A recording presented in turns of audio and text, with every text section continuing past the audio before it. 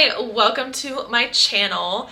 Today I'm going to share my story about how I'm in the process of recovering from narcissistic abuse, and it's not the easiest video to make because this is something that I have just realized that I have to process recently, and I do want to be very open and transparent.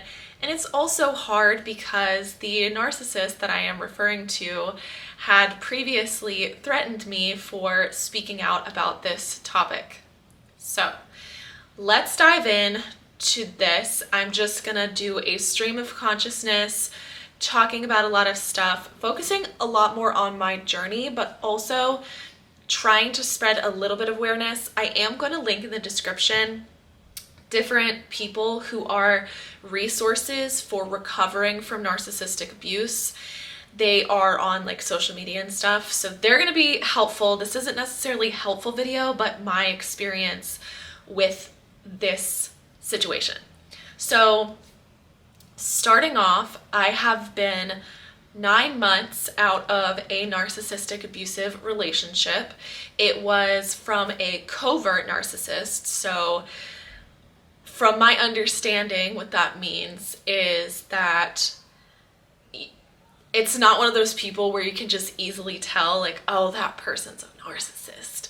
It's that person that nobody ever would expect to be that way and then is that way. And my particular experience was with somebody who was very mentally manipulative, where 9 months after this relationship ends, I'm finally like truly admitting what I went through, because it was so hard to determine. It was so hard to discern what it was. And it's because it was like on that line. I have to be more specific, I realize this. So I actually was raised by a narcissistic father who has a lot of issues, and his was very blatant. Like, I knew from a very young age there was something like off with that person, very verbally abusive, and it was super evident to me. And I'm like, man, no, that person's bad, right? And a lot of times people who then attract narcissistic relationships, it's a pattern in their life of like, this is what feels normal. And keep in mind, I'm just speaking from what I have understood to this point, and don't take, I'm not a therapist speaking about this. I'm just, from what I've gathered, this is what I've seen and this is what I understand, and it may help you piece some stuff together, but please go get other resources. This is not what this is. So I kept reenacting that pattern with a lot of different people in my life. A lot of male relationships in my life, with romantic relationships. And I was in this relationship for 4 years, and something always felt off. So it's funny, every time I would hit my luteal phase of my menstrual cycle, like some people don't even know this, but like your entire month of being a woman has different phases, and one of them is called your luteal phase, and it's kind of like your PMS phase. It's before you actually start bleeding, a couple days to like a week before. You're super low on energy and whatever, and every single month it hit that time of the month, and I was just like, oh, I don't want to be with this person. Like, I'm noticing a lot of things that are off, that I like, everything would kind of come to the surface. And it's so funny, they say like, be in the relationship that you actually like when you're in the luteal phase, or they say like, listen to your luteal phase, because it's when you're most honest and transparent about the way that you're feeling. So some of the things that, and please don't come at this video from a judgmental place. I'm sharing a very raw experience for myself, and I also don't need anybody to tell me that it was not or was a narcissistic abusive relationship. I have come to terms with that inside of myself, and what I may speak out loud may not show the extent of what I've been through, but I don't need my experience invalidated, okay? I also am here to speak to other women who, it doesn't have to be women, you might be a man, other people who are experiencing covert narcissistic abuse, because it is a very confusing place to be in, and it was very difficult to leave. So what I'm going to talk about right now is how I was capable of leaving, because it's extremely hard when you're being manipulated, because the theme was, it's you, me, it's you, it's you, it's you. And it was like, I would say like, oh, it makes me uncomfortable when this happens. Oh, well, I only do that because you do this. And everything got flipped onto me. And so I blamed myself. However, I'm a very strong person, thank God. And when I'm also a people pleaser, recovering people pleaser. And that's also a common dynamic, is like the people pleaser and the narcissist kind of, there's like certain wounds of relationships that are very common to pair up. So because I thought I was doing things wrong, which is also one of my biggest fears, is like getting in trouble and doing something wrong. And because I thought I was doing something wrong, I was trying to fix everything. So the last year of the relationship was, I was working on myself through self-development so much that towards like the last 3 or 4 months of the relationship, I was like, I've literally fixed everything you've said is wrong, and there's still something wrong. And that's when things started to like unravel a little bit for me. Like things, I knew they weren't right, but it'd be like, oh, hey babe, like, so one thing that was really big in that relationship is, because the whole idea is belittling the other person to make themselves feel a certain way. And so it was like anything he could cling on to belittle me about. Like even, I'm nervous to like express too much of this, but like one of the biggest things was the way he would treat me when I was in his house or in his car. It was like I could not do anything right. Like I would try to like pull down the sun visor to do my makeup, and he would like reach for it before I could get to it because he didn't want me to mess it up. But it was like teeny tiny itty bitty little things over and over and over and over and over and over and over. Oh, be careful because your nails scratch this, or don't touch this. And then every time I was in his house, he literally wouldn't let me relax. Like he was always watching me to make sure I didn't mess anything up. So if, for example, I'd be like, hey babe, like I feel uncomfortable in these certain situations, it would be, well, I'm doing it because you X, Y, Z. Anyway,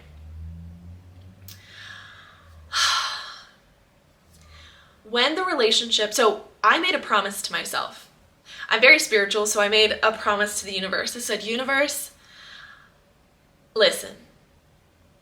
Also, before we broke up, I was also doing a lot of work on relationships. Like I was learning a lot about the dynamic of healthy relationships.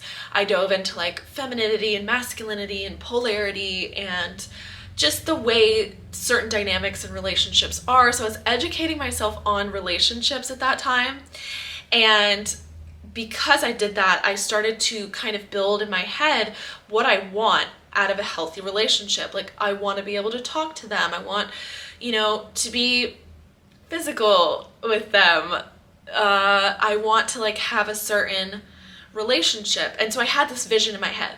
So things, I'm telling you, like towards the last couple of months, things were unraveling. My self-confidence was growing. I was people pleasing a lot less. So I said, I'll leave if he gets on a dating app again, because this was something that he did prior, like in the relationship previously, which he also blamed me for every single time. Oh, well, la la. I think actually one of the scariest things that ever occurred in our time together was towards the end, we started getting couples counseling to where he started using that to manipulate me. And I felt sick after every single call we had with our couples counselor.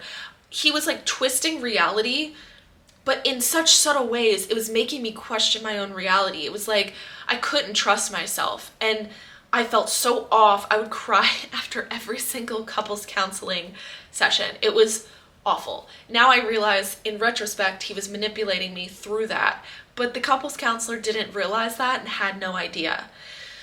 So I basically said, universe, if he cheats or gets on these apps again, I'm done. So I go on vacation, and one of the things with him was if I went on vacation, I'm actually getting triggered right now because outside there's a car that looks like his car. I'm in a completely other state, and I'm just like, it triggered me because I was actually just back home in that area, and I was like scared to run into him in all these different places. So my like nervous system's still a little off. He does not know where I live. Actually, at the end of the relationship, like when it ended, well, I'll get to this. He did something crazy. Essentially, I go on vacation. A year ago, when I went on vacation with my mom, he decided to ignore me for 6 days straight without any explanation. Then found out he applied to The Bachelorette while we were dating. Lied about it straight to my face. That was a whole thing that happened a year prior. Then I would go on vacation. This is in end of March, early April. We just celebrated 4 years together. Just had a couples counseling session about infidelity and how he had been doing things in the past. That weekend, I'm on vacation with my mom. This random girl messages me and says, hey, I think I see your person on Bumble. I was like, oh, can you send me screenshots?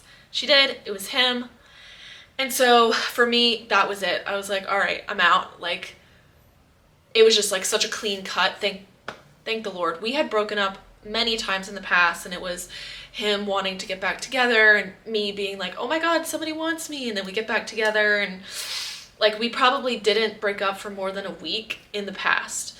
That time it was done. I was like clean cut, clean slate, like I'm done. And then the weeks that go after this ends up putting a tracker on my car.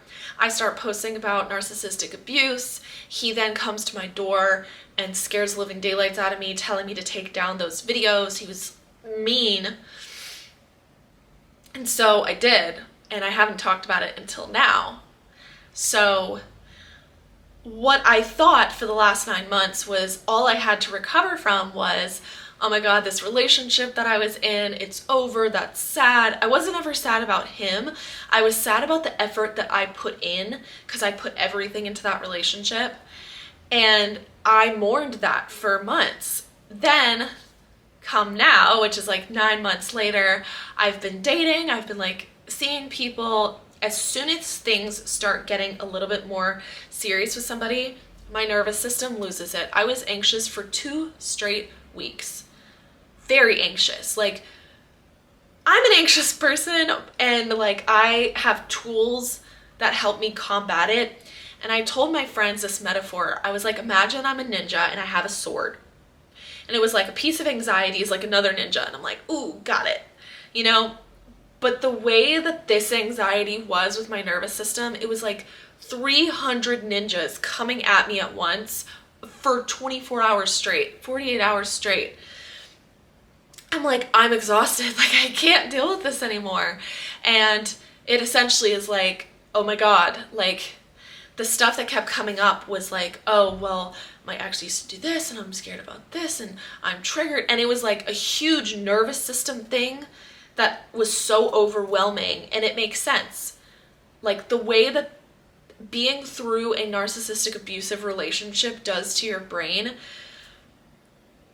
is traumatic. And because of that, I realized I am now starting my process of recovering. And you know what that looks like? It looks like having to just be anxious for a couple of days and sleeping and letting that be, because no amount of meditation, affirmations, breathing exercises was helping. It was literally just, I have to be anxious all day. I go to sleep, I feel better in the morning. A couple hours later, I'm anxious again. And it was a really toxic cycle for me for weeks. And that is my new journey, is recovering. And the only thing that triggers it is a relationship. Friends don't trigger it. Life doesn't trigger it. It's trying to start relationships with people and learning how to trust people again is difficult, and I am in the process of healing that. And I wanted to share this to, one, tell you that you have the strength to leave by working on it. I know there's really degrees of narcissistic abuse, and I know it can get really bad, but if you're in a similar situation to me where it was like covert narcissism, it wasn't like super extreme, and I was able to work on myself, do it and realize your self-worth. And then when you do, it kind of breaks the entire facade. And for me, we just never had that like degree of intimacy. And so it wasn't like, we were best friends, but the degree of like closeness and intimacy just wasn't there. So yeah. I'm gonna stop here. I think this is all I can put forth today, and I hope this helps just one single person find strength to recover from it or to get out of it. You got it, I got it, we can get through this. And it's a journey and it's a process, but self-love is really, really, really important. I judge myself a lot on my ability to handle things, and this is a difficult thing to handle. So hope you like this video. I hope it's helpful, and I'll see you in another video. Bye.